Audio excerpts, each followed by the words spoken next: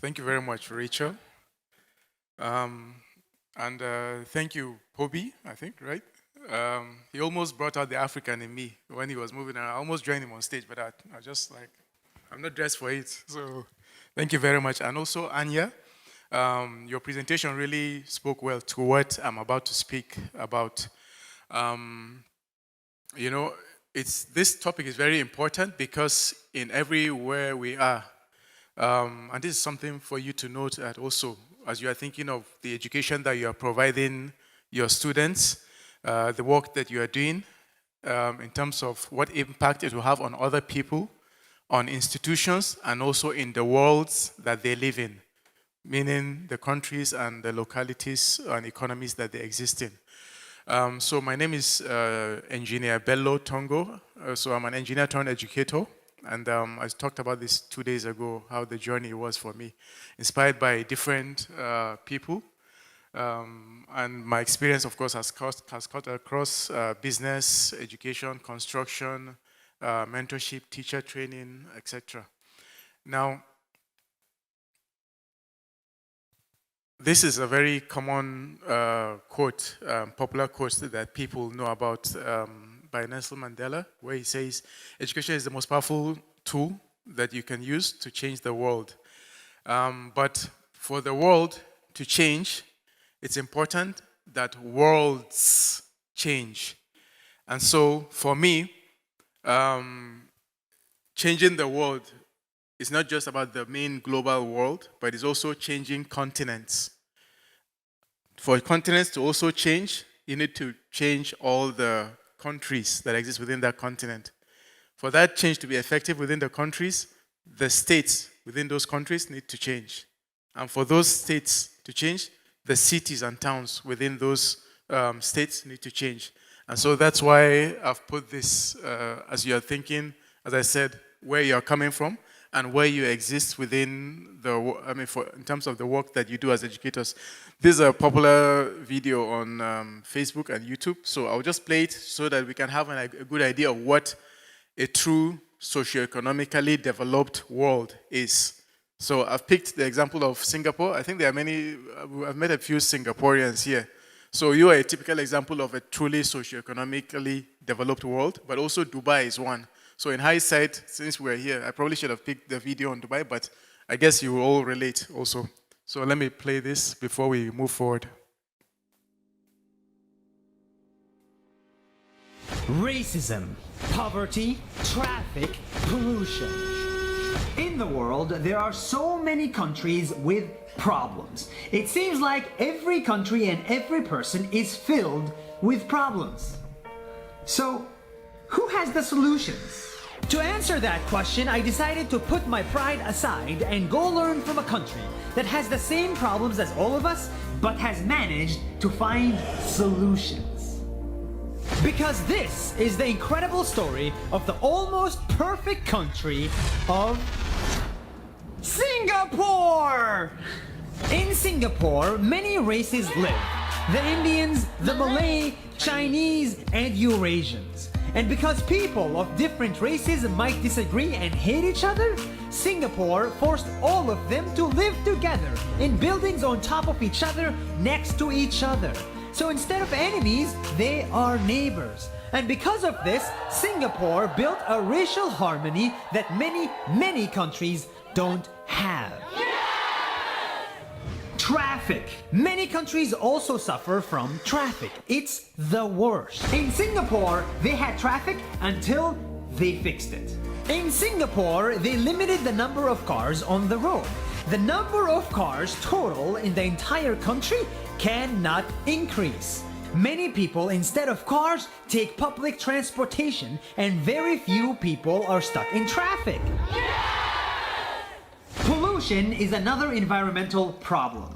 Landfills look and smell disgusting in many countries, but in Singapore, they do not.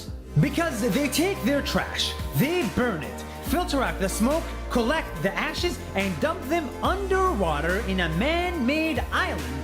Instead of this, the island looks like this. Their trash island is so clean, it looks like a resort.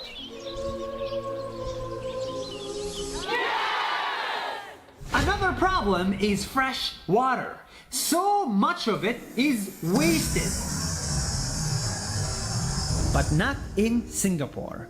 These guys built an entire system that takes their poo and pee water, you know, this, and turns into clean water that humans can drink. And when you drink water that used to be poo, you realize water should never ever be wasted again. When I saw the way they build and do things, from water systems to airports to buildings to gardens, I was amazed. Because all of the problems above, they solved in 53 years since they gained independence. And you didn't hear that from me. You heard it from the Prime Minister himself. Hi, I'm the Prime Minister. This is what we have been building in Singapore for 53 years, and we'll be building it for many more years to come.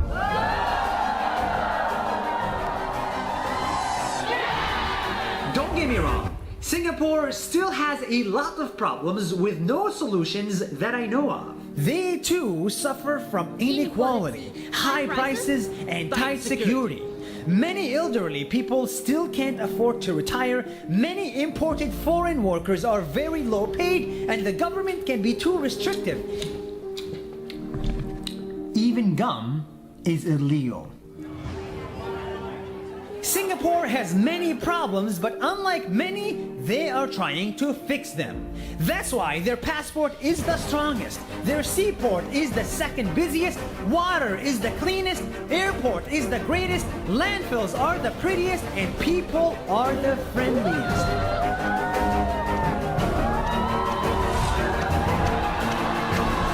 I arrived in Singapore saying I hate Singapore! Because I was jealous. But now I'm leaving Singapore saying I love Singapore because there's a lot we can learn from them.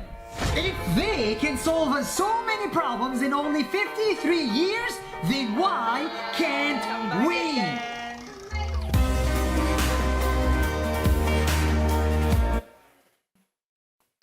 Okay, who are the Singaporeans here? Okay, one. Okay, there were a few more of you a few days, 2 days ago. But for me, this was the quest in my life from my first career as a civil engineer, even up to now as an educator. And I come from my town, is Gombe State, which is why you see it in bracket. Come from the state, it's called Gombe. It's in Nigeria, and then in Africa, and then of course the continent is the world. So as I said, for me, the important thing was, how do I, in my career, change and improve my state, my town, and also my country and continent? And as I said, as I move along, also as you live here today, this should be the expectation in your students as far as performance is concerned. So, as I said, for me, it was from childhood, from age 1, it was all about developing myself, of course, intellectually, to become a civil engineer in 23 years. Of which I went through sciences, bachelor's in the UK, construction management. I did real estate in the private and public sector also. And then, privately also, I basically set up my own construction company. Afterwards, I talked about my story of how I realized construction and civil engineering wasn't really the important thing as far as the need of Nigeria and my community, and that I needed to do something bigger, which was education. And this was when I eventually transitioned from being a civil engineer to now an educator, where I now shape minds of human beings and people.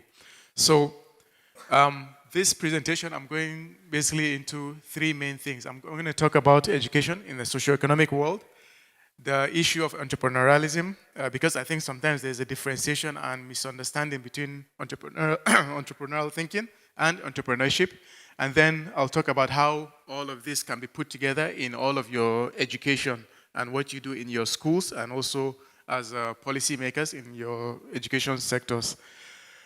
First, by show of hands, what do you think influences the other? Does supply influence demand, or does demand influence supply? If you think supply influences demand, let me see your hands.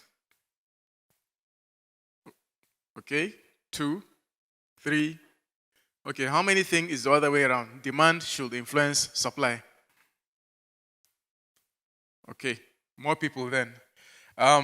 So for that, yes, you are right. In most cases, generally, it's demand that influences supply. And I think the Singaporean, the gentleman there, also brought this issue up that as educators, we're providing or we're supplying products, which are the students, to a community or to a society where the demand is basically mismatched by what's required. So in that sense, what we need to understand is that it's a socio-economic world that we live in. So what that means is that constantly these students that are being graduated or that are being churned out of our institutions are going to be challenged both socially and economically. And I'll explain what each of these two mean. So since we know that that is the demand side of things, it's important that whatever education and learning that we provide, whether it's in terms of knowledge, skills, and attitude, within the school system, in terms of relationship between the student and the teacher, which is the learning itself, it should provide and supply to meet that demand. And as I said, that demand can be in industries, it can be in the community and government, and also it can be in terms of their personal lives. Now, so identifying the different demands in terms of these three aspects, as I said, their personal life, their professional life, and also their public life. Personal means in terms of them living at home individually, but also with families. To a certain extent, also them going into university and existing as students. On the professional level, in terms of their demand, the demand from their employers, or if they are self-employed, the demand from their startups or their businesses. And then on the public level, also, it means the demand of their government and also the demand of the community where they reside in. So in most cases, what they are expected to achieve or the demand that is expected of them is in terms of how they will be productive or how they will survive and thrive as productive members of their homes and their families, productive members of their institutions, whether they are employed by an institution or they have started a business themselves, or the demand of their communities or the governments. So we need to address each of these three categories. As I said, personal, professional, and public. So let's start with the personal. This, from the work that I do for the past few years with Tungsten, we've identified this. This is more of a different version of what we know as the Maslow's hierarchy of needs, which is that personally, for themselves and their families, this is the number one, or even actually every other individual here, one of the main, the main demand or the main requirement as far as them performing in life is that they should be able to serve the personal interest and development of individuals. As I said, it's also their own individual self. So on a physical level, it's all about the demand for them to actually grow and thrive on a physical level. So looks, health, which is why we have subjects like physical health education in the school and the curriculum, the energy, and also the time that their body is supposed to exist on this earth. Number two, there's a demand in terms of their material health or their material life. So this is something like money, making money. This is one of the things I always ask my teachers when I meet them now, that if we were required to learn about making money for ourselves and for other people, why was the school system not educating us on it, So the material life is something that is very much part of the day-to-day life when they graduate from their school. The emotional side of things, so that's EQ, emotional intelligence, relationships with people, and also esteem, whether it's self-esteem or social esteem. This was very much talked about in day one of this session when we talked about social and emotional learning. We are social beings, and so, we are emotional beings and social also, of course. So the demand of existing in relationships and also networking and all of that is something that will be demanded of by the student, by the child or the graduate. On the intellectual level, this is what, unfortunately, the schools only focus on the intellectual side of things, which is you must have high IQ, no mathematics, science, and all of that. It is important, but also, as I said, it's not the only necessary thing. On the spiritual side of things, this is about doing good, avoiding evil, conscience, and also having morals and values. This is what religions and religious subjects try to serve in terms of the development of the child. So on a personal level, these are the 5 things that are being demanded of the child. And it's also the same thing that individuals are looking for. Next, let's go to the second category, or the third category before we go to the second, which is in terms of public interest or public demand. As I said, this is what their governments and the communities that they live in, or the worlds that they live in, demand of. So on the personal development side of things, this is very much the 5 things I just talked about. So it means as a government, I demand that the graduates of my schools are going to be able to serve the personal development of citizens of that locality. Now, on a sociocultural level, I also demand as government or as the public, I demand that there is going to be a lot of harmony and also basically appreciation of citizenship and diversity of people. The economic development side of things, I demand also that as a government or as a public, I demand that there needs to be economic development of the locality. So to better understand this, it's important that you can also think of your own location. So let's use maybe Dubai, for instance. The expectation is that also the personal development of citizens of Dubai will be achieved by whatever aptitude that you provide as a graduate. Sociocultural level also, there needs to be that in terms of harmony, of diversity, economic development of Dubai. Also, I'm just using Dubai as an example, but as I said, you can use your own locality or where you come from as an example. Then, sustainable development, which is what the UN tries to, I guess, put out to everybody around the world, that will also guide what the expectation of economic or socio-economic development of every country is. So this is on a public level, public service, public interest, and public development. So we've done 2 now. The third level, which is the professional development, is where the entrepreneurial thinking that I'm talking about will basically serve the most. So, okay, you know about the SDGs, of course. So this is just talking more about it, which is what I talked about now in the previous slide. But let's go on to the professional development side of things.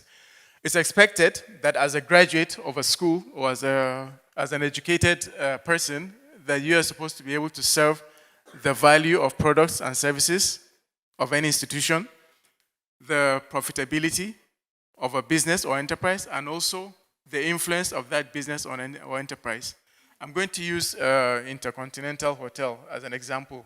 One of the most important things that they expect as a graduate or somebody that is looking for a job there is that you should improve the value of whatever Intercontinental provides as a product or service, the influence that it has in its own market compared to other other hotels and other venues, and also the profitability of the enterprise itself of Intercontinental Hotel. So this is something that you can also apply, as I said, depending on where your own institution is. Benefits of enterprise and entrepreneurship, creative thinking, innovation, critical thinking, and all of the different things that we still expect as a product of education. So you can start seeing the harmony now between the two, which is that what education is trying to achieve is also something that what the industry or enterprise will be seeking to achieve. And in terms of the development of the child or the graduate, he is going to acquire each of these in terms of being a success out of the school system. Now, my second topic, in order to really understand the full entrepreneurial education for global sustainable development, is to talk about entrepreneurialism. Now, one of the things in the work that I do in Nigeria, why people move away or shy away from really addressing this in the school system is they misunderstand the concept of money and value. And this is why, as I said, why were we not taught how to make money either for ourselves or for other people when we are going to be demanded for in terms of employment and also seeking for jobs and existing in society. So my understanding, or I guess the work that we try to do or we inform people in terms of making money or value versus money, is that it's almost, I guess we view it more like a tool in terms of exchange of whatever you are looking for versus what you have. So if all of us here, actually, if the doors were closed, for an example is that if the doors here were closed and we are all basically starving for 7 days, for instance, and I am holding a loaf of bread here, yeah, for example, and you're all starving, but each of you have 10 million, 10 million, $10 million. What you value the most is to serve the hunger that you are needing. I am okay. I'm not hungry, but I have a loaf of bread. You'll be willing to exchange that $1 million or $10 million for that loaf of bread. Yeah? So for you, that is what you value the most. And so what I try to also tell educators and people that we work with is that it's all about still the same demand and supply side of things. And so we should not shy away from it. As I said, institutions will demand for the graduates to be able to serve these 3 things that I said: improve their value, improve their influence, improve their profitability. And so that is what you are getting in exchange as a graduate or as an employee in terms of what you provide for the salary that you are getting from the other side of things, you know. So this is something that is important to address when you are going about doing the whole entrepreneurial thinking, because this is something that you have objections, whether from parents or even the school system, from the teachers and the government itself. And we have experienced this also at Tungsten in the work that we're doing. But after addressing this, they kind of are also on the way to accepting, but it's still a long way to go, I think, in certain cases. So in terms of businesses and enterprise, of course, I gave the example of Intercontinental Hotel, but some of us here also own our own businesses. And what we do in terms of addressing the whole entrepreneurial thinking side of things is we do recognize that different professions or students, when they graduate, they fall within mainly these two sides of the employability route. So it's either they are at the they are the white collar vocations, which is your typical engineering, law, medicine, and all of that, or they fall within the blue collar version of the professional life, which is where you have the technical, vocational of agriculture, construction, plumbing, and things like that. However, the beautiful thing about this, what we try to do, is also to get people to see the connection between the two. Because it really stops, it really discourages students that are going to certain institutions like polytechnics versus going to a typical university. They think that going down this route is not of value or is almost diminishing compared to the ones that are doctors and engineers. But we try to get them to see the connection between the two. As an engineer, I still needed law, for instance. I needed to know about building codes, and in fact, there's something called construction law and things like that. And even now, as an educator, I still see the relationship between the two. So this is something that we try to do a comparison for them, and it's something that you can also do before this full acceptance of entrepreneurial thinking to be, or entrepreneurial education, to be something that is embraced, not just by government, but by everyone in the system. Now, let's go right into it. For us at Tungsten, we try to define entrepreneurial thinking to be serving personal, professional, and the public interest of people, of institutions, and also of the world. But mind you, as I said, the world can be just a state, a city, your country, or even the continent, or the global world. And as I said, it's tied to 3 things for us: the value of your products and services, the influence of the brand that you have, and also the profitability of the business on an enterprise. There is something that we now address called entrepreneurship, meaning if you really master this entrepreneurial thinking, you can be going down the route of intrapreneurship or entrepreneurship. The most thing, the one that people really know the most about is entrepreneurship, meaning you go and start up a business.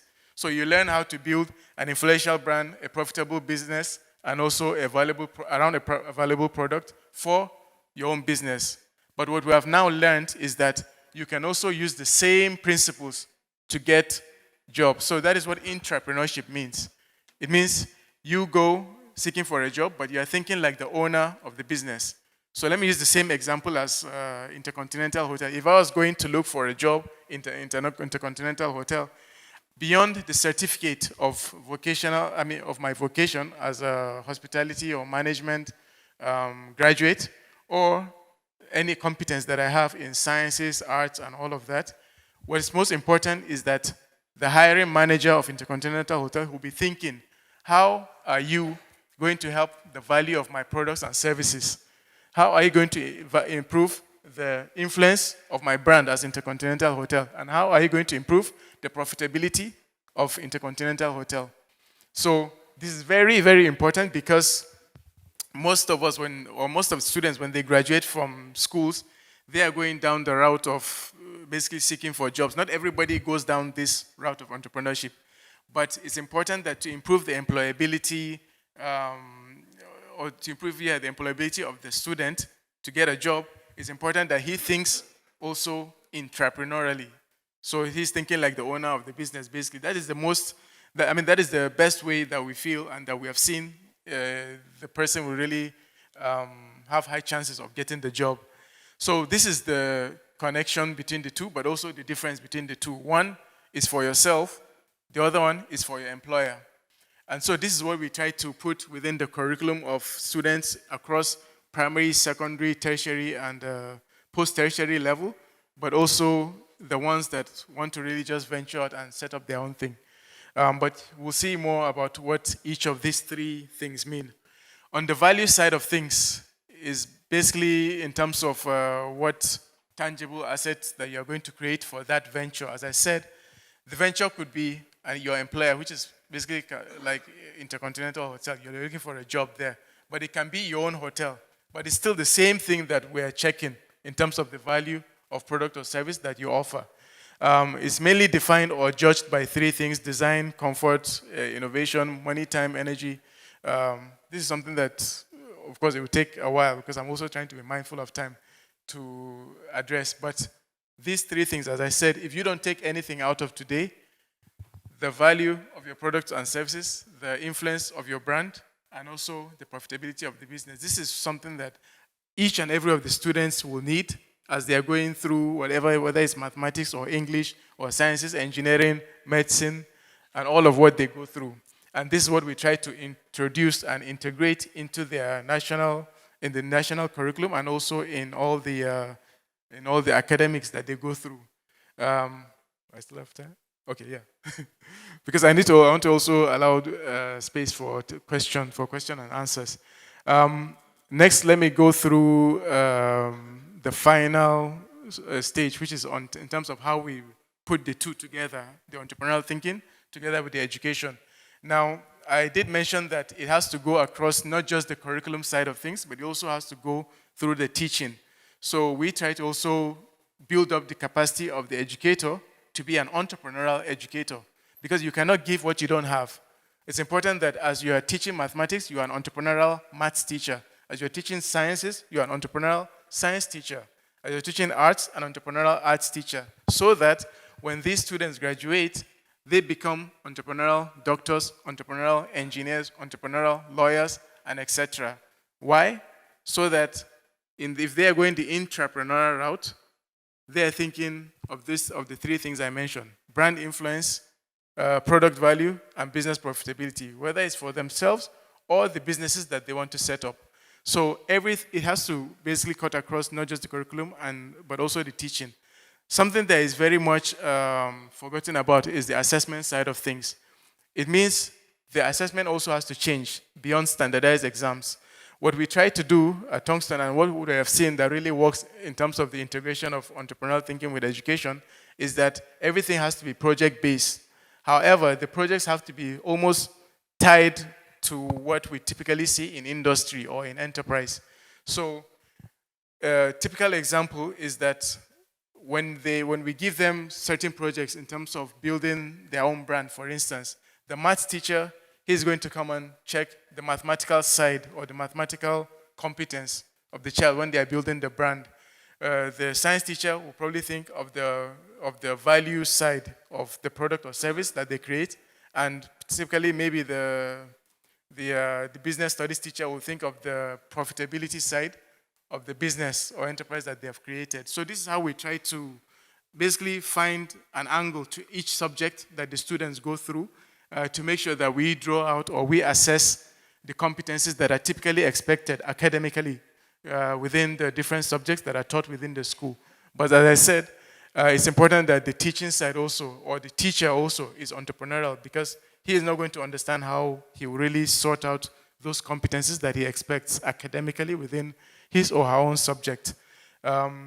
So typically, we have different obvious competencies that we check in terms of the knowledge side.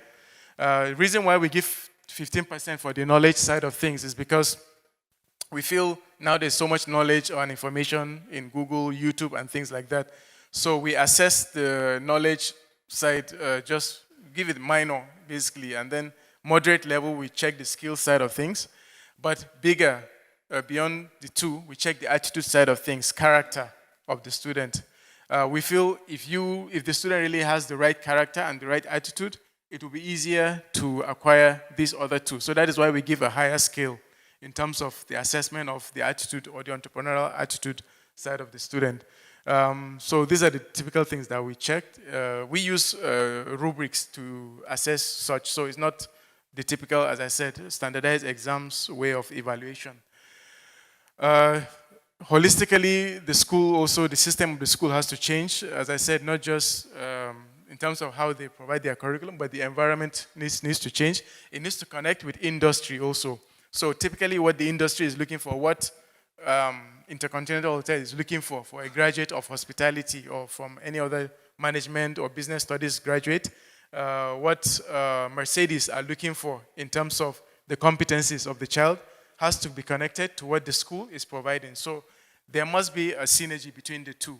But it's not just with the industry level, but the public sector also, because they are also eventually going to, these students, they are also eventually going to serve in government. So it's important that whatever economic needs of Dubai, for instance, is needing, then every Emirati student or graduate of a school has all of that and is very much aware, whether it's the constitution side of things, how governance is run, and what the demand or the vision of Dubai in the next 10 years, for example, is looking for. All of it needs to be part of the school system. As I said, the curriculum has to mix the technical vocational side of things. It needs to do a lot of the projects within its own curriculum, and also we find that using co-curricular and extracurricular activities to really further support whatever we're doing in the main curriculum helps as well, whether in or out of school. Assessment, I've talked about assessment. By the way, it doesn't mean that we should do away with the typical standardized exams side of things. It's just that it needs to be blended with also the project side of things, where you use metrics and rubrics to assess. Internships are also very important to check really the competence of the child in terms of entrepreneurial thinking. So what we do is that we provide avenues for them to do internships, but we go beyond that. We provide even the rubric or the assessment that the manager or the supervisor of that institution is going to be checking and using, and they give us the reports to make sure that really the children or the graduates have acquired these aptitudes that we have given them. The beautiful thing about this is that that is the best way to actually check the character side of things, because the child may come and say that, yes, I know about leadership, yes, I am honest and this and that, but it's only when you put them within the working environment, that's when they forget that, oh, I'm supposed to remember to be honest and diligent, hardworking, and basically it provides the best way to check attitude side and character side of the child in terms of his competence. On the teaching, the good thing about the whole project-based entrepreneurial thinking side of things is that it enables us to really integrate what we typically learn in terms of Bloom's taxonomy, high-order thinking, multiple intelligence, and the typical things, basically, that we know about in the field of education. It provides a very good way to integrate all of it. this is just basically the national policy on education in Nigeria, and why I put that is that in each of your different locations, you all have a national policy on education. And what we'll see is that it very much, the whole entrepreneurial thinking side or entrepreneurial education also serves what the governments or the localities that you exist in are looking for also. So it does help the public side of things. In the state that I work in, mainly in Gombe State, where I'm from, what we have seen is that everything that we're doing in entrepreneurial education also serves what the government is looking for. So the government has 5 pillars that they are always thriving for the next 10 years. And what we have seen is that everything that we do as Tungsten through entrepreneurial education is serving those needs. The needs are also very tied to the SDGs, so it does help in terms of solving for the greater good and making the world of Gombe State or my state and Nigeria and the continent as a whole better. So just let me conclude by more information on Tungsten, because many of these, many times when I talk about this, people have questions and also trying to figure out like how does it really work in practical terms. Because we do work with so many schools across different parts of the continent, but now we're also going out of the continent which is why I'm here to also see how really our model can work within different jurisdictions, whether it's India or Singapore or the US, UK, and all, Ghana, for instance, also, to see whether this model can really work in every school. As I said, for us, it's about cutting across from the primary level to the secondary school level, to the tertiary, and also to the post-tertiary, which is professionals like you. We think and we believe and we have seen that it can really work. We have so many beneficiaries that have acquired this and that are putting this into practice. And of course, in education, sometimes you need 5 years or so to really see the true fruit of it. But there has been so much transformation in the educators, in the schools, and also in the students that exist within this system. So it's something that also we would like to explore and see really whether our model or our formula can work in different other jurisdictions as you guys, from wherever you come from.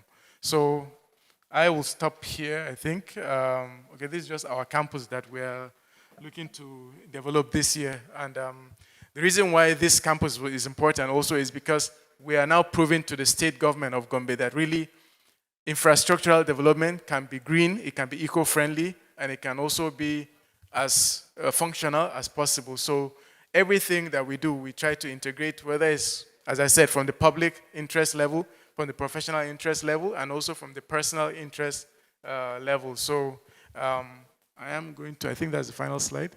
Oh yeah, so thank you. Any questions? I don't know, maybe I've exhausted my time. Thank you. Give him a round of applause, everybody. A great, great, great, inspiring presentation. Thank you, Tungsten Online as well. I'm coming into the audience, wake you guys up a little bit. That music got me moving. Who do we have in the audience to ask some questions? To Bello, what do you got? All right. Here we go. Samir from Jordan, welcome. Tell me who you are and what you're here for, and then you can go on with your questions. Hello, everyone. I'm Samir from Jordan, and it's great to be here with great educators from all over the world. My question to you is, was this really taken into implementation? And was this really taken into implementation? The model looks great, really, very interesting. That's the first question. How do we take it into implementation, since you have to go back to look at the competencies needed at the workplace and so on, and the governmental side of it and so on? That's the first question. And the second question, do you think mentoring students can be part of this model at large? And how does that really happen for mentoring for a school student as part of the model? Yes. I think your first question in terms of whether this works across all curriculum, yes, so it does, as I said. What we try to do is that we try to focus on the transferable business or enterprise skills. So that is why when we look at the 3 arms that I said, brand influence, product value, and business profitability, each of these 3, actually, if you go in more detail, it has sub-levels or sub-elements that accumulate or form what each of these 3 are. But as I said, what's important is that whatever that we focus on is transferable so that, and it's actually a beautiful way that we do it. Why we do that is so that it doesn't matter whether the child has really left, as I did. I left civil engineering, I went into education. What happens is that you find that they can really apply each of these different 3 arms and the sub-levels or elements within any sector that they are in. And as I said, whether they are going the entrepreneurial route, looking for a job and becoming productive employees and getting a raise and promotions, or they are going the entrepreneurial route, which is basically setting up their businesses or helping other existing businesses do their job. So it's something that is transferable. We were very deliberate to focus on the transferable business or enterprise skills so that you are not just boxed into one sector or one industry. And on your second question, mentoring, yes. As I said, the change that needs to happen that we do, even especially on the section of the school, is that the timetable, the academic calendar, and every other practice that they do, whether curricular or co-curricular, is also changed. So we do all of that redesign. It's not enough to just train their teachers or to provide textbooks that are entrepreneurial mathematics textbook, entrepreneurial English textbook. It's not enough to do that. We go further to make sure that the calendar and the timetable also change. Why does it need to change? It's so that what you mentioned can happen.